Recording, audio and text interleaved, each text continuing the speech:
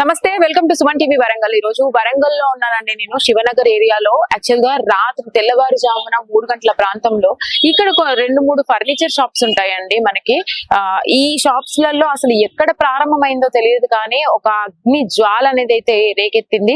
ఇక్కడ మొత్తం కూడా ఐటమ్స్ అన్ని కూడా తగలబడిపోయాయి. తెల్లవారుజామున 3ంటికి మొదలైన అగ్ని ప్రమాదం అయితే అసలు నాన్ స్టాప్ గా తెల్లవారేసరికి 7-8 గంటల వరకు కూడా మంటలు ఆరని పరిస్థితి అయితే ఉంది. ఫైర్ ఇంజిన్ అయితే ఇక్కడికి వచ్చి మంటలు ఆర్పే ప్రయత్నం అయితే చేసింది. అయితే ఇక్కడ పక్కన చూసుకున్నట్టయితే ఫర్నిచర్ షాప్స్ ఏవైతే ఉన్నాయో ఈ పక్కనే ఉంటాయి అన్నమాట.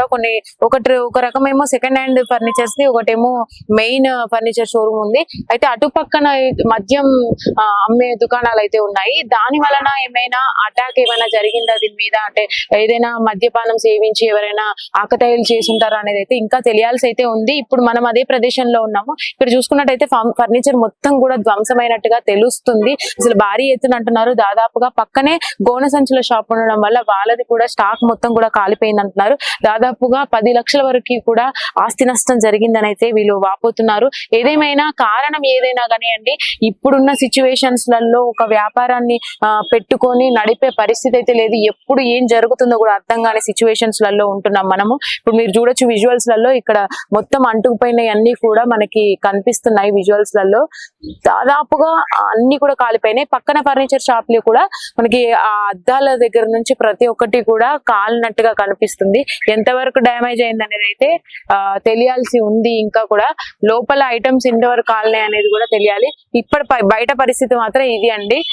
చూసుకున్నట్టయితే మన విజువల్స్ లలో ఇప్పటికే తెలుస్తుంది తీవ్రంగా జరిగిందని అయితే తెలుసుకుంది. ఇక్కడ వాళ్ళ మాటల్లో కూడా ఒకసారి తెలుసుకునే ప్రయత్నం చేద్దాం. రైట్, ఇంతకు ముందు మీకు చూపించిన విజువల్స్ లలో ఏదైతే ఉందో అక్కడ డ్యామేజ్ ని చూపించాను కదండి. ఇప్పుడు పక్కన షాప్ లోకి వస్తే మనకి దీనికి పక్కన దానికి మధ్యలో ఈ పరారి గోడ ఏదైతే ఉందో అది టోటల్ గా డ్యామేజ్ అయిపోయింది. మధ్యలో కూడా చీరికలు వాసేసి ఉంటే వీళ్ళు ఆల్రెడీ జేసీపీతో వచ్చి అది కూలగొట్టారంట. ఇప్పుడు మీకు ఆనవాళ్ళు చూపిస్తాను చూడండి. ఇది ఆల్మోస్ట్ తాకితే పడిపోయేటట్టుగానే ఉంది. అంటే ఎంత పెద్ద ఎత్తున అగ్ని ప్రమాదం అనేది అయితే చోటు చేసుకునేది అనేది అయితే ఇంకా తెలియాల్సి ఉంది. అసలు ఎన్ని గంటల పాటు వీళ్ళు ఫైర్ ఇంజన్ వాళ్ళు కూడా చాలా కృషి చేశారంట అది ఆపడానికి అయితే వీళ్ళు అంటున్నారు. ఒక్కసారి మనం లోపలికి వెళ్ళి కూడా అసలు అద్దాలు ఇక్కడ డ్యామేజ్ అయిపోయి ఉన్నాయి. గ్లాస్ మొత్తం కూడా బ్రేకేజ్ అయింది వేడికి. అండ్ నెక్స్ట్ మీటర్లు కూడా మొత్తం పడిపోయి ఉన్నాయి. ఇక్కడ మీకు సందులో మీకు విజువల్స్ చూపిస్తాను. ఇప్పుడు ఈ పక్కన ఫర్నిచర్ ది ఇది రెండు కలిపి మధ్యలో గోడ ఉండేది, అక్కడ వాళ్ళు కూలగొట్టింది. ఈ బ్రేక్ అయిన ఈ అద్దాలు కూడా ఇక్కడ మనకు విజువల్స్ లో కనిపిస్తున్నాయి. చాలా డ్యామేజ్ అయితే అయింది ఇన్నర్ గా అని అయితే వీళ్ళు అంటున్నారు. ఒక్కసారి మనం లోపలికి వెళ్ళి కూడా చూద్దాం. ప్రస్తుతం మనం షాప్ లోపల ఉన్నామండి. ఒక్కసారి వీళ్ళని కూడా అడిగి తెలుసుకుందాము. నమస్తే అండి, అసలు ఏం జరిగిందండి? ఎన్ని గంటల ప్రాంతం మీకు చోటు చేసుకున్నారు? రాత్రి సుమారు 3:30-4 గంటల ప్రాంతంలో అగ్ని ప్రమాదం సంభవించిందండి.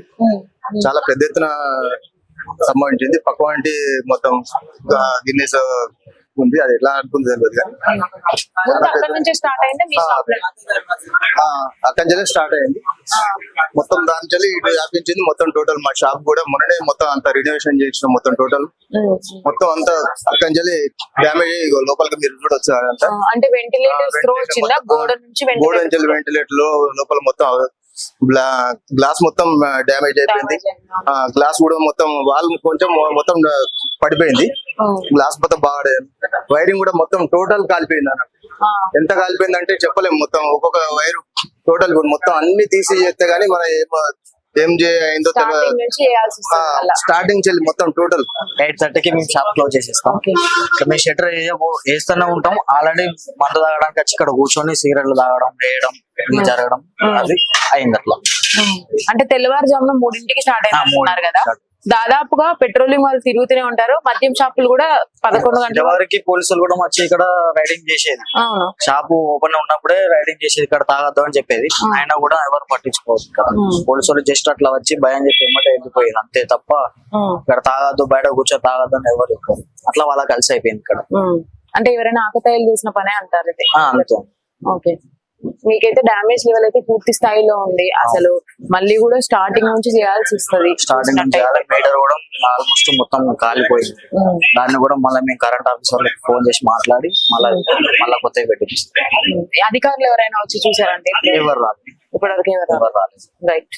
సో చూసారు కదండి, డామేజ్ లెవెల్స్ అయితే చాలా భారీగానే ఉన్నాయి. మన విజువల్స్ లో కూడా చూపించే ప్రయత్నం అయితే చేసాము. ఇప్పుడు మనతో పాటు ఇక్కడ షాప్ ఓనర్ వాళ్ళు ఉన్నారు, ఒక్కసారి వాళ్ళతో మాట్లాడదాము. నమస్తే అండి. నమస్తే. అసలు ఎన్ని గంటలకు మొదలైంది? అసలు మీ షాప్ ఇప్పుడు ఈ ఎంట్రెన్స్ ఏదైతే ఉందో దాని క్లోజింగ్ ఏమైనా ఉందా? అక్కడ లోపలికి వచ్చే ఛాన్సెస్ ఏమైనా ఉన్నాయా? లోపల వచ్చే ఛాన్సెస్ ఏం లేవు మేడం. అక్కడ ఏం చేస్తారంటే పక్కకు వైన్ షాప్ ఉండడం వల్ల వాళ్ళు అర్ధరాత్రి దాటినాక కూడా అక్కడ తాగి ఆ గోడల మీద తాకుండా వాళ్ళు దాదాపు 12 గంటల వరకు కూడా ఆడనే ఉంటారు.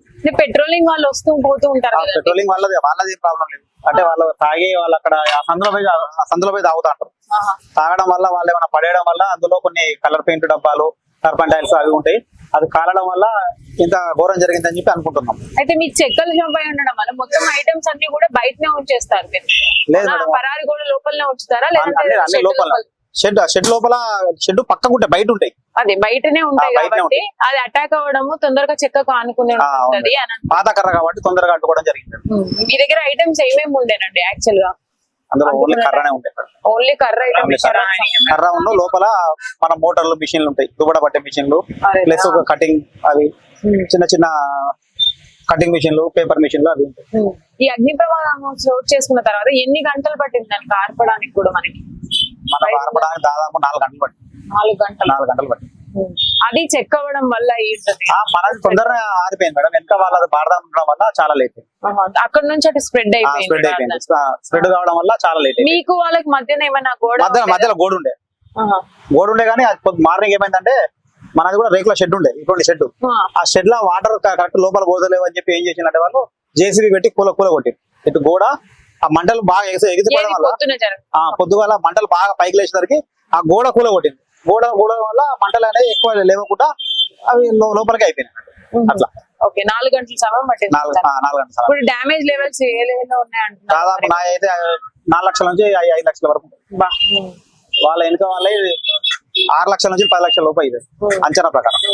ఎవరికైతే ఏం నష్టం చాలా నష్టం ఏం జరగలేదు. అంటే ఎవరు ఎంప్లాయీస్ ఉండరు ఇక్కడ? వాళ్ళు కానీ పని చేసే వాళ్ళు కానీ ఎవరు ఉంటారు? అంటే మార్నింగ్ 5 గంటలకు వెళ్ళిపోతారు ఇవాళ వాళ్ళు. ఎప్పుడు అంటున్నారు? సాయంత్రం ఈవినింగ్ 5 గంటలకు వెళ్ళిపోతారు ఎవరైనా. అంతే. మేము షాప్ రాత్రి 9-10 గంటలకు మేము బంద్ చేసుకుంటాం. మేము ఓకే. ఇక్కడ సంబంధించిన దానికి ఎవరైనా అధికారులు వచ్చి చూసారా? ఎవరైనా అధికారులు వచ్చి చూసారా ఇక్కడ జరిగిన డ్యామేజ్ ఏదైనా? అందరు వచ్చారు మేడం. వాళ్ళు అంటే ఏసీపీ సార్ వచ్చారు, మందిరం నాయక్ గారు, తర్వాత ఇక ఫైర్ స్టెఫీ వాళ్ళు పెద్ద పెద్ద ఆఫీసర్లు వీళ్ళు వచ్చారు. వాళ్ళే చూసిపోయారు మేడం. ఇప్పుడు కొండమూలి గారు వస్తానట వాళ్ళకు. మొత్తానికి మీ అనుమానం అయితే పక్కన మద్యం షాప్ వల్లనే ఇది సంభవించింది అంటారు? అంతే మేడం. ఓకే. చూసారు కదండి. అయితే వీళ్ళ షాప్స్ ఏవైతే ఉన్నాయో దగ్గరగా ఉండడం వల్ల, ఇంకొకటి పక్కనే మద్యం షాప్ ఉండడం వల్ల అక్కడ ఆకతాయిలు ఎవరైనా కూడా ఇక్కడ నిపురవలు రాజేసి ఉంటారు అనేది వీళ్ళు అనుమానం వ్యక్తం చేస్తున్నారు. ఏదేమైనా భారీ ఆస్తి నష్టం అయితే జరిగింది. 3 షాప్స్ కి కూడా చాలా ఆస్తి నష్టం అయితే జరిగింది. ఇంకా వివరాలు తెలియాల్సి ఉంది, అసలు ఎట్లా సంభవించింది అనేది అయితే అధికారులు అయితే ఇప్పుడే రావడం జరుగుతుంది. ఒకరు తర్వాత ఒకరు డ్యామేజ్ లెవెల్స్ అయితే చెక్ చేస్తున్నారు. ఏం జరుగుతుందో చూద్దాం.